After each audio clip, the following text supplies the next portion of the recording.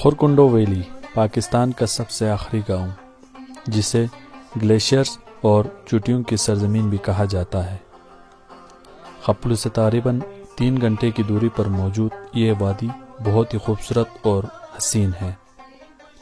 موسم سرما میں جب ان وادیوں اور چوٹیوں پہ برف پڑتی ہے تو اس کی خوبصورتی میں اور نکھار آ جاتی ہے۔